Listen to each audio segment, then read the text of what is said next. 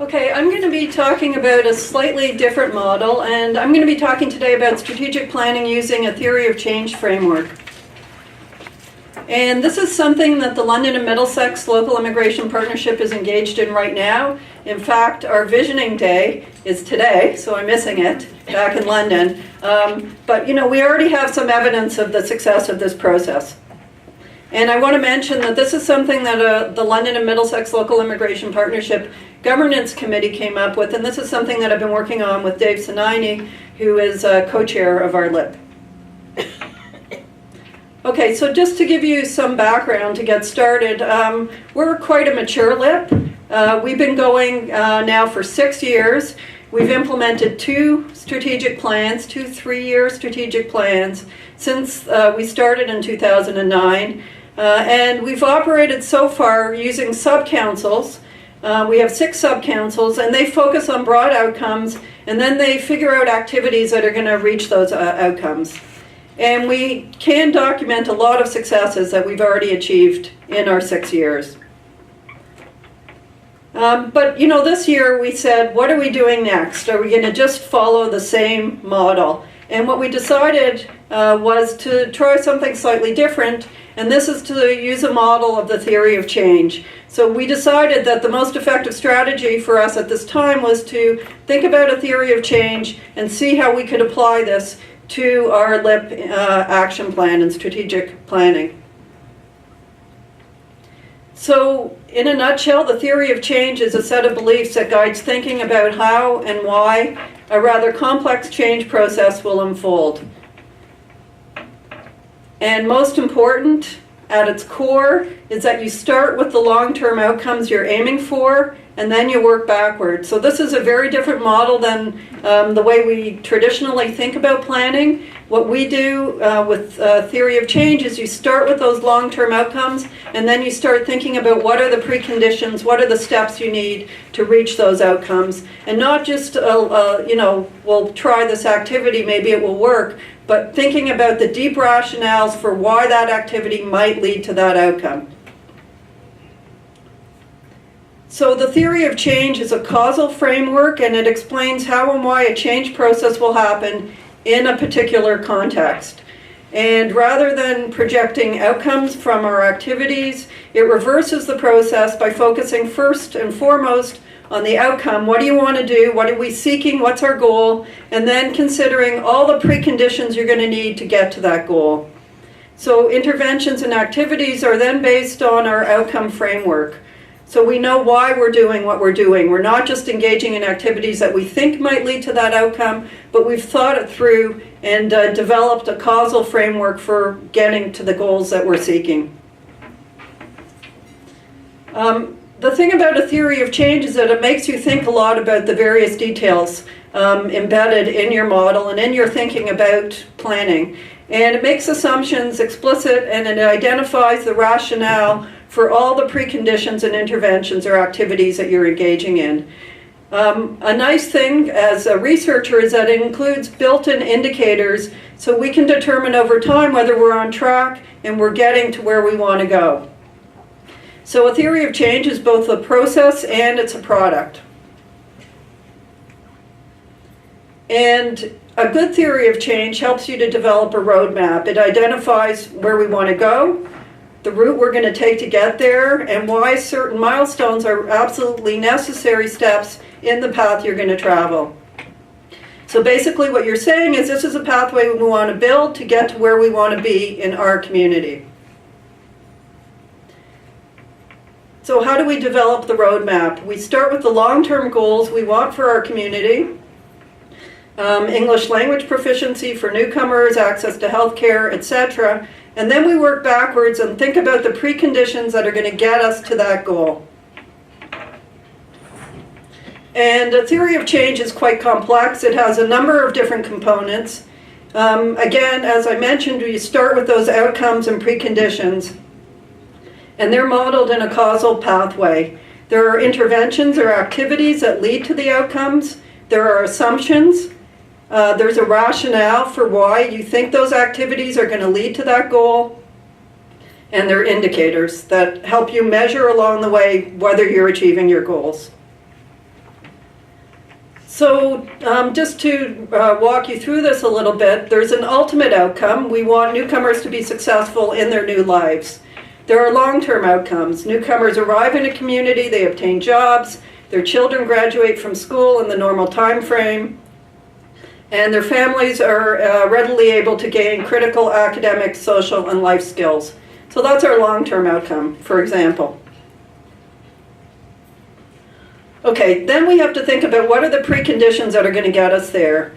And the preconditions specify what has to change if those long-term goals are going to be achieved. This helps us to avoid doing things we know are good activities, but aren't directly targeted at our goals. Interventions are the activities, what we're doing to get to our goals. And they're designed to achieve a particular outcome. The interventions, when you're planning this, follow the outcomes. You think about where you want to go, then you figure out what do you need to do to get there. And by identifying interventions as supporting a particular outcome, we focus on what actually has to be done and who can do that. So interventions can be placed anywhere on an outcome framework map.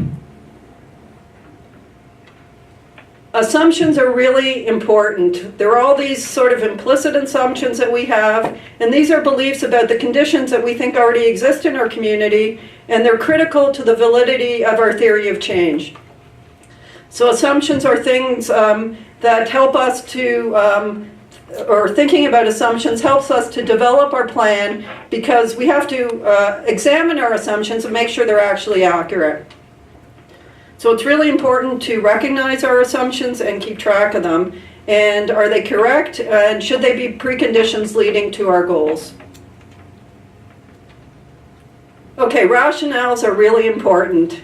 We're asking questions. Why do we need that precondition? So what we're doing when we're modeling a theory of change is explaining every step of the way why the short-term outcomes are needed in order to lead to the long-term outcomes.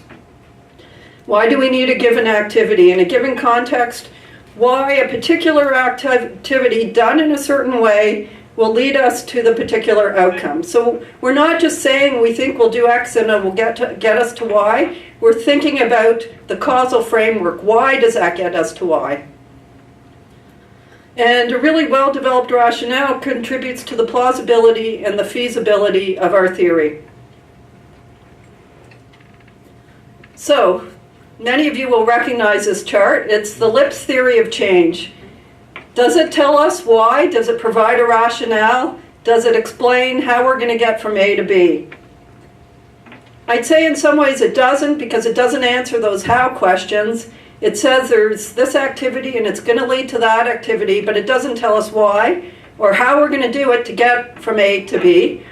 And, you know, in here there are these arrows, but it doesn't really explain the process. I love this cartoon, so I had to show it. The theory of change focuses on filling in how and why an activity will lead to the desired goal. We don't just think a miracle is going to occur and we're going to get from A to B. A theory of change allows you to say, this is why, if we do this, we will get to this outcome. So the difference between a logic model and a theory of change. A logic model illustrates the program components. It's got all the program components lined up and some arrows, but it doesn't explain the whys. A theory of change is a causal model. It links the activities and the outcomes to explain how and why the change is expected to come about. It starts with a goal and then decides what program approach do you need to get to that goal. So there is a huge difference between logic models and theories of change. And to finish up, I just want to talk a bit about indicators.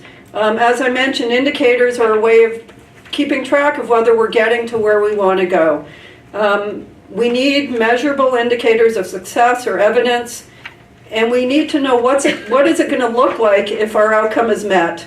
So a broad outcome is very difficult to define. We have to boil it down to something that we can actually measure. So here's an example. The proportion of foreign trained professionals who obtain their professional certification in their area of expertise. We want to know whether an outcome of increasing the proportion of foreign trained professionals who are able to get their certification is being met.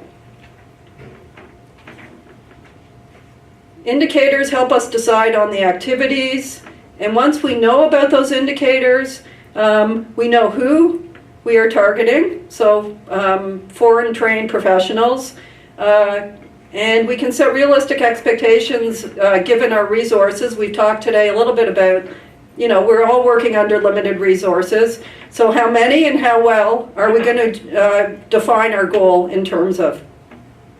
Then we design our program activities to meet those indicators at that level.